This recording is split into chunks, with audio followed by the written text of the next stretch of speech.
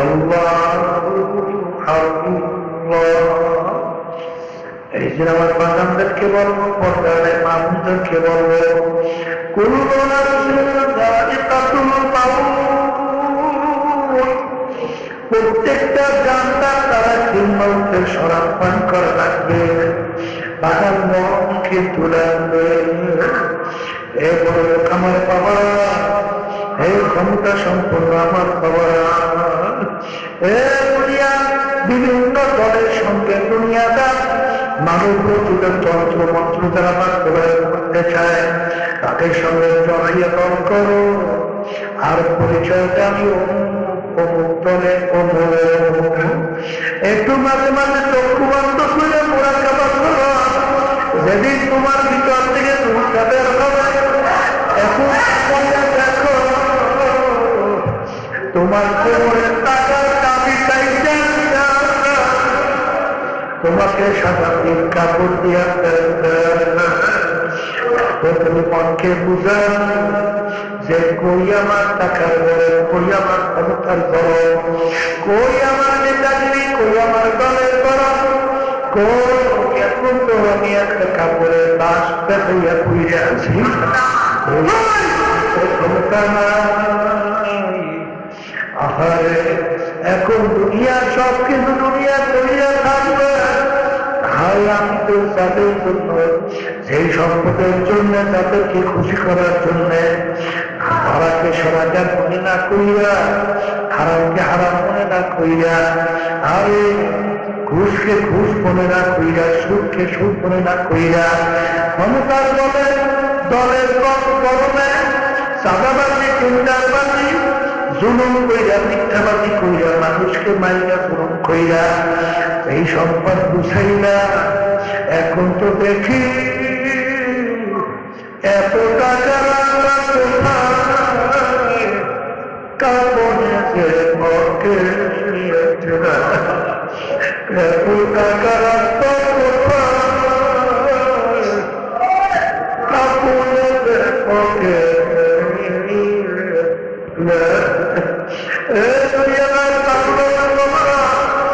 আমার দাদান বলতেছিলেন এক ডিসি তাদেরকে বলতে, কালেক্টর, হে কালেক্টর, আপনারা কি মশারি টানবেন? বলে হুজুর মশারি টানায় কেন? বলে হুজুর মশায় কামড়ায়। দাদান বলতেছিলেন, কালেক্টর, আপনাদেরকে তো পাহাড়াদার বন্দুক দিয়ে পাহারা দেয়, ওই বন্দুক কি মশা ভয় পায় না? তখন কালেক্টর বলে, হুজুর মশায় বন্দুক ভয় পায় না। তখন দাদা বলে, কালেক্টর আজকে সাধারণ একটা মশা তোমার বন্দুক ভয় পায় না, আর তুমি যদি বেরোমানি হারাম প্রস্তুত কর আমার মালিকের ওই কবরে জায়গায় মধ্যে একটা মানুষের আঙ্গুলের টিপের সঙ্গে আর একটা মানুষের আঙ্গুলের এই টিপের কোনো মিল নাই। তাহলে বোঝা গেল এই ডিজাইনটা, এই ডিজাইন করার একজন কারিগর আছে। এখন আপনার বুঝ কি বলে, সেই ডিজাইনারকে এই কথা ঠিক কিনা? কিন্তু বর্তমানে নাস্তিক মানে মহিলারা এই ডিজাইনটা তালাশ করে পায় না। ওরা তালাশ করে পায়, কেন আমার সিদ্ধান্ত আমার যাকে ইচ্ছা তাকে দেব। নাউযুবিল্লাহ। ওরা দায়ী করে ধর্মকে, কিন্তু এই বাংলাদেশের মধ্যে শাহজালাল রহমাতুল্লাহি আলাইহি, শাহপরান রহমাতুল্লাহি আলাইহি, এই আল্লাহর ওলিয়া, এই বাংলার অলিদের বিচার বলতে গেলে পড়া, এটার মাধ্যমে এই দিনের পরিচয় আল্লাহ রাব্বুল আলামিন তাদের মাধ্যমে সবার বিচারে ঢুকাইয়া আজকে মুসলমানদের এই পরিবেশ আল্লাহ তৈরি করছেন। কিন্তু সেই নাস্তিকদের আশা এই বাংলাদেশিদের বাস্তবায়ন হতে দেওয়া যায়? হারামে আরাম আছে,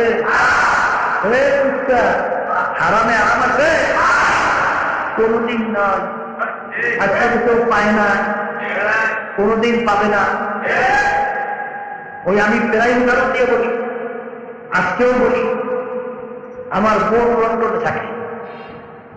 সে আসছিল কয়েক বছর পূর্বে, আমাদেরকে বলছে, প্রায় প্রতি বছরই আসে। আমাকে বলতেছিল যে লন্ডনের মধ্যে এক মহিলা পুরো হয়ে গেছে, পুরা। এখন তার পাশে কেউ নাই, একবারে কেউ নাই। এখন তার একটা সাথী হইল কুত্তা, সাথে কি এখন কেউ তার পাশে নাই। সব সময় কুত্তাটা নিয়ে সে হাতে চলে, আফসোস করে, কান্দে আর বলে যে আফসোস, আমার যখন সৌন্দর্য ছিল, আমার যখন জওয়ানি ছিল, তখন আমার কত মূল্য, আমার দামের কোনো শেষ নাই, আমার মূল্যের কোনো শেষ নাই। কিন্তু যখন আমার জওয়ানি চলে গেছে, এখন আমি বুড়ো হয়ে গেছি, এখন আমার কোনো মূল্য নাই, কোনো মানুষ আমাকে জিজ্ঞাসা করে না।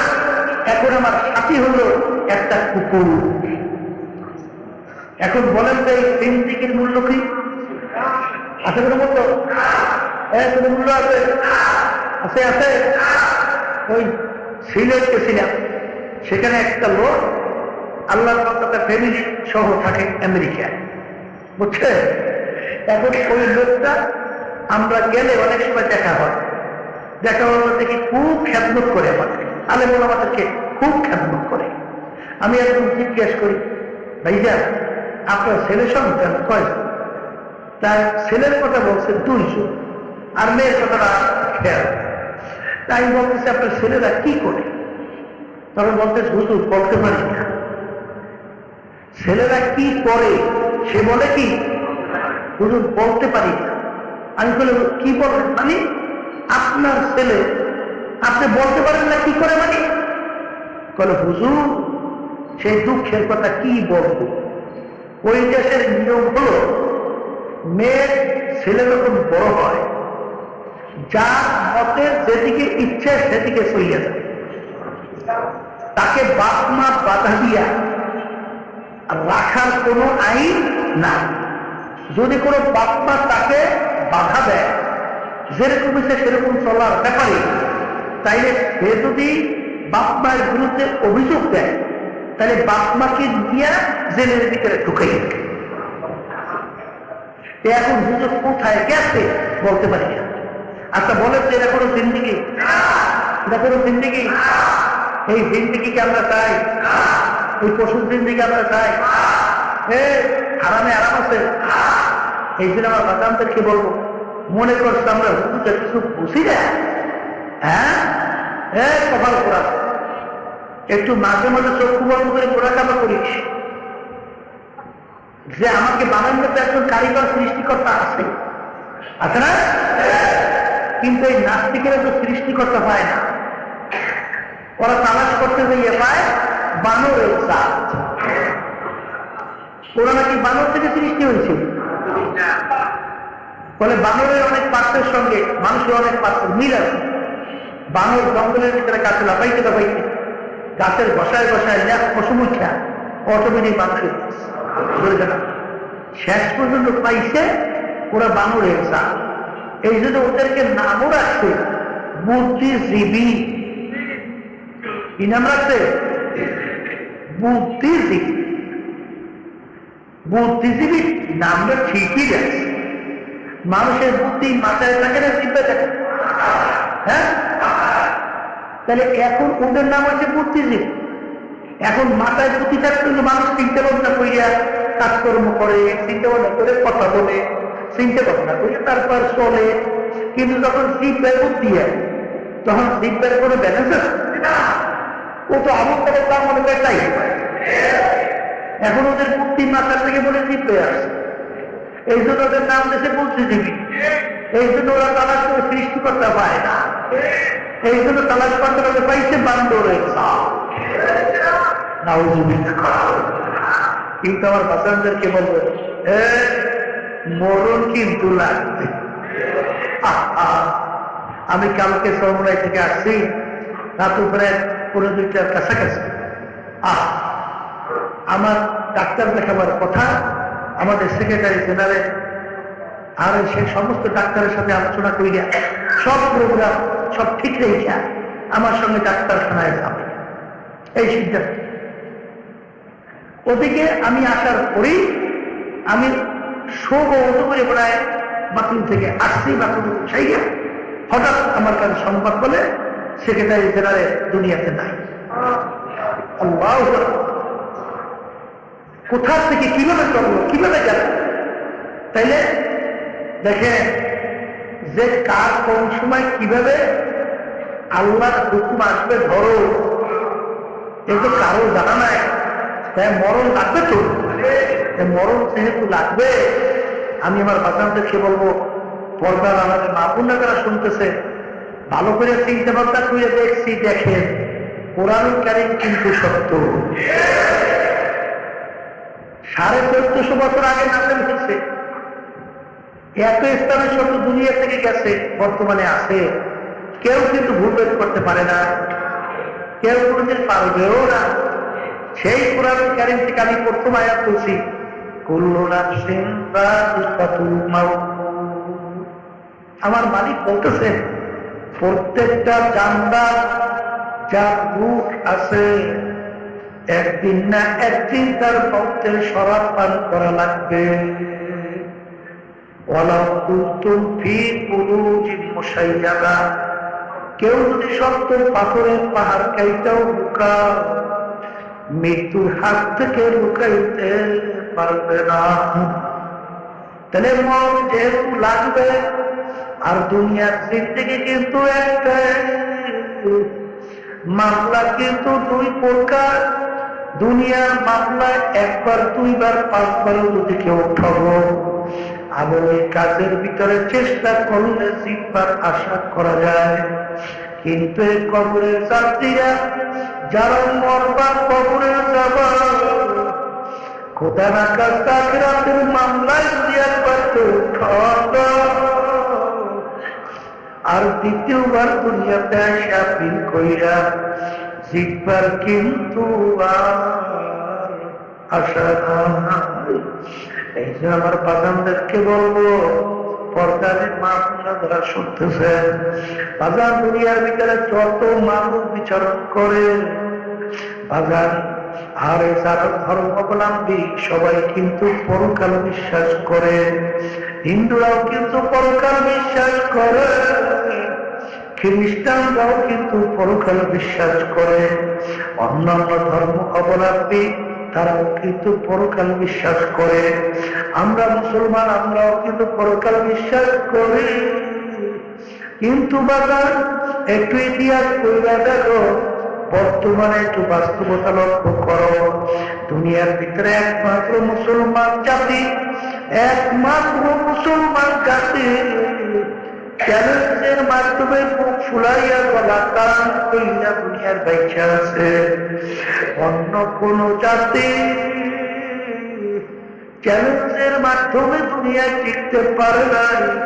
কিন্তু মুসলমান ভাইরা, হে পর্দার আড়ালের মা বোনেরা, আজকে মুসলমানের ঘরে জন্মগ্রহণ কইরা খোদা না কাজ করতে কিয়ামতের ময়দান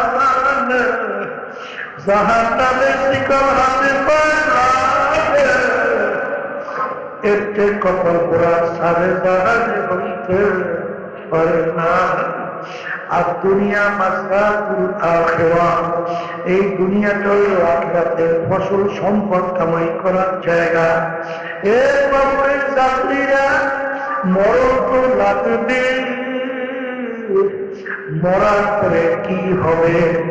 আমার মালিক আদি কোরআন কারীমের মধ্যে জানায় আছে, হারিকুম ফিল জান্নাতি ওয়া ফারিকুম ফিস সাঈর। মরার পরে আমি মানুষগুলোকে দুইটা ভাগে ভাগ করব। এক শ্রেণীর আমার বান্দা বান্দীদেরকে তাদের আমল নামা গাড়ি পাল্লায় দিয়ে ওজন দেব, যাদের নেকের পাল্লা ভারী হবে, গুনার পাল্লা হালকা হবে, তাদের পেটে আমি এমন মেহমান খানা বানাইছি যেই মেহমান খানার নাম হলো বেহেশত। আল্লাহ আপনি আমার জন্য আমাদের সবাই জন্য কবুল করে দিয়ে। আরে আমার আর মানুষ ওদের আমল নামাদারি পাল্লায় দিয়ে ওজন দেওয়ার পরে তাদের নেকের পাল্লা হালকা হবে, গুনার পাল্লা ভারী হইয়া যাবে। আমি ওদের জন্য এমন শান্তির জায়গা বানাইছি, যে শান্তির জায়গার নাম হলো জাহান্নাম। আল্লাহ আমাকে আমাদের সবাইকে মাফ করে দিয়ে। এই কবরের চাকরিরা তারা মরবে, বাজার দল কিন্তু দুইটা, আর একদল জান্নাতি আর একদল জাহান্নামী। জান্নাতে কারা যাবে? আমার মালিক আগে বলছে আম্মা মান সাকুলাত মাওয়াজিনুহু ফাহুয়া ফি ঈশাতির রাদিয়া ওয়া আম্মা মান খাফফাত মাওয়াজিনুহু ফাউম্মুহু হাওিয়া ওয়া মা আদরাকা মা হিয়া নার। আহারে বেহেশতে কাদেরকে আমি দেব? যাদের নাকের পাল্লা ভারী হবে, গুনার পাল্লা হালকা হবে, তাদের জন্য আমার মেহমান খানা বেহেশত আমি বানায় রাখছি। তাদেরকে আমি বেহেশতের ভিতরে জায়গা দেব। আল্লাহ আপনি আমার জন্য আমাদের সবার জন্য কবুল করে নেন। আর কিয়ামতের ময়দান আমি নেকি পাবি আমল নামা দাড়ি পাল্লা ওজন দেওয়ার পরে যাদের নেকের পাল্লা হালকা হবে, গুনার পাল্লা ভারী হবে, আমি ফেরেশতাদেরকে বলবো, এ ফেরেশতারা, ওদেরকে আমি বড় সব কইরা বানাইছিলাম। আহারে ওদেরকে আমি সব করিয়া বানাইয়া ওদেরকে আমি এমন নেয়ামত দান করলাম,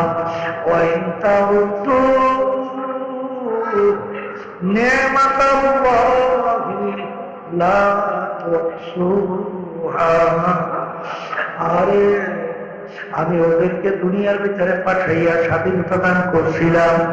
স্বাধীনতা দান করছি পরীক্ষা নেওয়ার জন্য,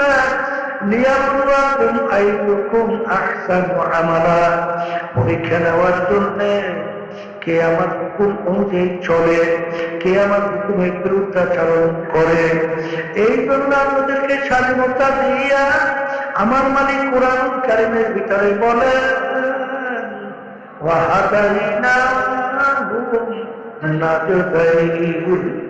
আমি ওদেরকে স্বাধীনতা নিয়ে দুইটা রাস্তা দেখাইলাম, একটা আমার জান্নাতের আর একটা জাহান্নামের।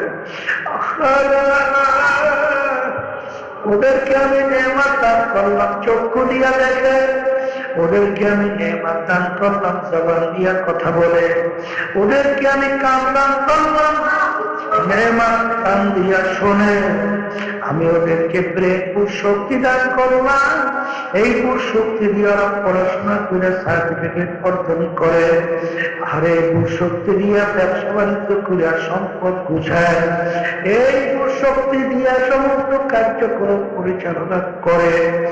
আরে আমি ওদেরকে সমস্ত নেয়ামত দেওয়ার পরে ওরা আমার নেয়ামতের কদর না কইরা,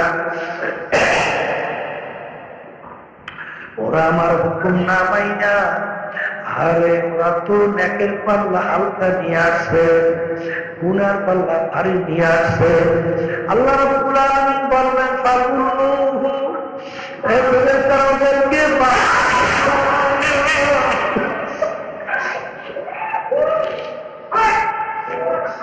কোরআন কারীমের ভিতরে আমার মালিক বলতেন, আমি শুনাই, ফাকুলুহু, ওদেরকে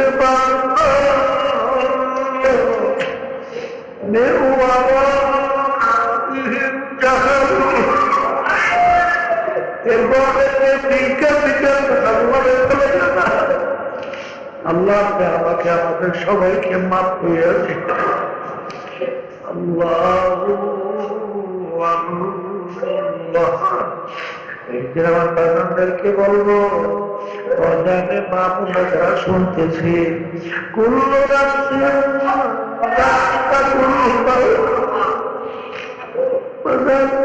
মৌতের শরাব পান করা লাগবে, কিন্তু সাদা কাপড় দিয়া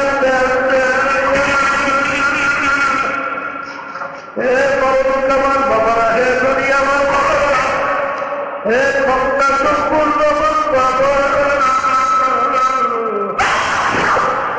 সম্পদের ভিতরে পদ্ম, সম্পদের ভিতরে পদ্ম, ক্ষমতার জীবনে পদ্ম আমাদের পরীক্ষা করলে তারপর পিতা খবরে যাও। কারণ একবার যদি কেউ খবরে দ্বিতীয়বার দুনিয়াতে একটা বিল কইরা শিখবার, কিন্তু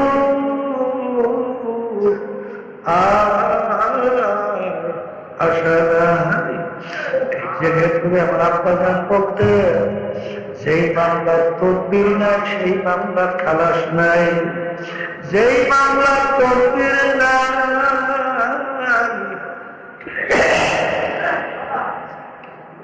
ওই মামলার কিন্তু খালাস নাই।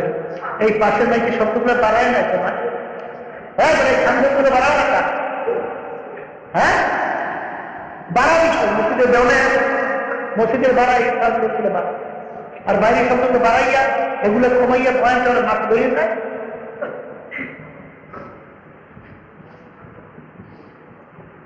এমন বর্তমানে মাইককে বয়ানই করা যায়।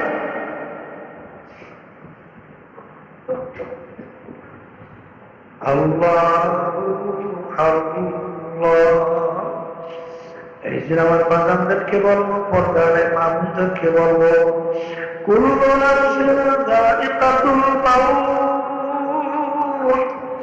প্রত্যেকটা গানটা তারা কিংবাউতের শরাব পান করা লাগবে, বাগান মনকে তুলাবে।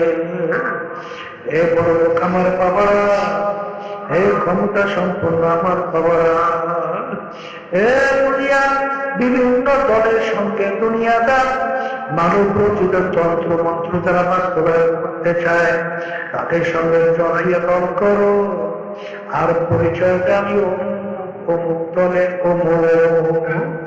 একটু মাঝে মাঝে চক্ষু বন্ধ করে মোরাকাবা করো, যেদিন তোমার ভিতর থেকে রুহটা বের হবে। এখন দেখো তোমার কোমরের টাকার দাবি চাইছে, তোমাকে সাদা তিল কাপড় দিয়া তুমি মনকে বুঝা যে কই আমার টাকার বড়, কই আমার ক্ষমতার বড়, কই আমার নেতাগিরি, কই আমার দলের বড়, কই এখন তো আমি একটা কাপড়ের লাশ পেছাইয়া কইরে আছি, ক্ষমতা নাই। আহারে এখন দুনিয়া সব কিছু দুনিয়া করিয়া থাকবে। হায় আমি তো যাদের জন্য, সেই সম্পদের জন্য, তাদেরকে খুশি করার জন্য ধরাকে সরাগার মনে না কইরা, হারামকে হারাম মনে না কইরা, আরে ঘুষকে ঘুষ মনে না কইরা, সুদকে সুদ মনে না কইরা, ক্ষমতার বলে দলের গরমে চাঁদাবাজি টেন্ডারবাজি জুলুম কইরা, মিথ্যাবাজি কইরা, মানুষকে মাইরা জুলুম কইরা এই সম্পদ বুঝাইরা এখন তো দেখি এত টাকা রাখা কোথায়, কাপড়ে যে পকে এত টাকা রাখা কোথায়, কাপড়ে যে পকে।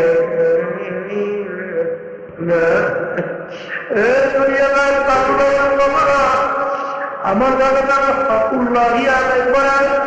দাদাগান বলতেছিলেন এক ডিসি তাদেরকে বলতে, কালেক্টর, হে কালেক্টর আপনারা কি মশারি টাঙ্গা? বলে হুজুর মশারি টাঙ্গায় কেন? বলে হুজুর মশায় কামড়ায়।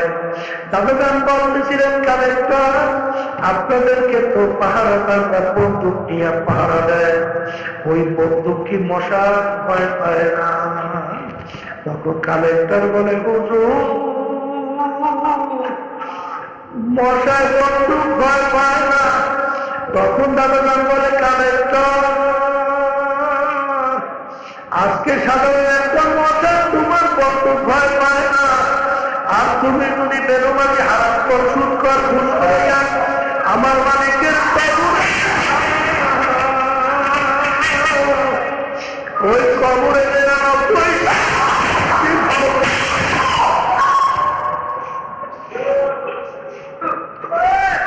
এরকম কি গ্যারান্টি আছে কালেক্টর? এই জন্য আমার পরলোক বাবাদেরকে বলবো, পর্দাকে মানুষ তারা শুনতেছে, বাজান দুনিয়া কিন্তু ক্ষণস্থায়ী, এটা কিন্তু আরামের জায়গা না। কেউ সাইডে পায় নাই, কেউ কোনদিন পাবে না। আর দুনিয়াটা মেহনে পালা, দুনিয়া হইলে পালা মুসিবতের জায়গা, কষ্ট ক্লেশের জায়গা। এই গরমে ঠান্ডা, এই শত্রু মৃত্যুর প্রভাব নাই। ছেলের কথা শুনে না, মেয়ের কথা মানে না। আখারে এরকম করতে করতে কোথা থেকে রাত্র গেল, দিন গেল, কোথা থেকে সপ্তাহ গেল, কোথা থেকে মাস গেল, কোথা থেকে বছর গেল। আখারে এর ভিতরে আয়নার সামনে চেহারার দিকে তাকাইয়া যদি দেখি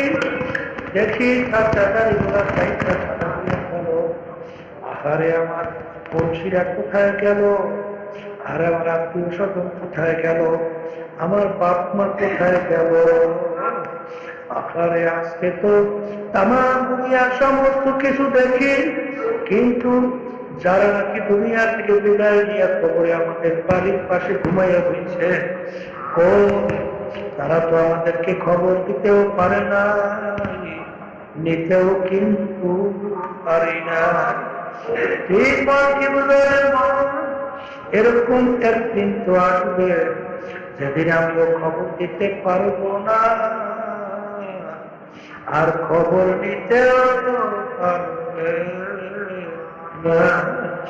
এই আমার ভাইদেরকে বলবো, পর্দারে মামুনদেরকে বলবো, আসলে যারা ইমানদার মুসলমান, আল্লাহকে ভয় করে, যারা বাজার আখিরাতকে ভয় করে, যারা গুনাহকে ভয় করে, আজান তাদেরকে বাজানদেরকে বলবো, এ দুনিয়াদার পাগল,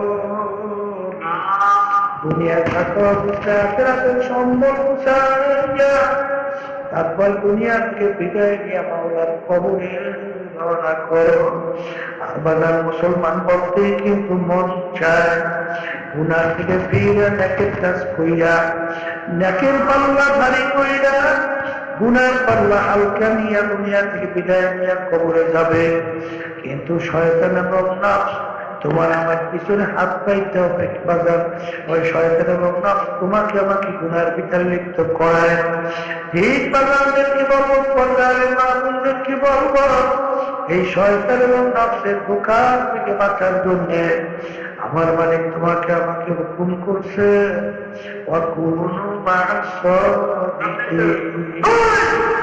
তোমরা সাদিকিন বান্দাদের সঙ্গী হও। আমার বান্দাদেরকে বলবা, দলা তুমি বুঝি না, তোমার কবরে তুমি যাবা, আমার কবরে আমি যাব, তোমার কবরের প্রশ্নের উত্তর তুমি দিবা, আমার কবরের প্রশ্নের উত্তর আমি দেব। পরীক্ষা করে দেখো, যারা সাদিকিন বান্দাদের সঙ্গে সম্পর্ক রাখে তাদের আমলের দিকে তাকাইয়া দেখো, দিন আর দিন তাদের দেহ দেখে দেখে চলতেছে, দিন আর দিন তাদের গুনাহ থেকে আল্লাহ করতে ফেলতে পারতেছে। বাজার তাদের আগে চোখে পানি ছিল না, এখন তাকাইয়া দেখো, যখন গুনার কথা মনে করবে তখন পানি ঠাকাইয়াও রাখতে পারে না। তখন দেবতা মুখ হইয়া মালিকের দরবারে আপনি বিরতি কইরা কান্দে আর বলে, হে আমার দয়ার মালিক, তুমি যদি আমাকে মাপ নাই কর, ওই অন্ধকার কবরে আমি একা কেমনে থাক।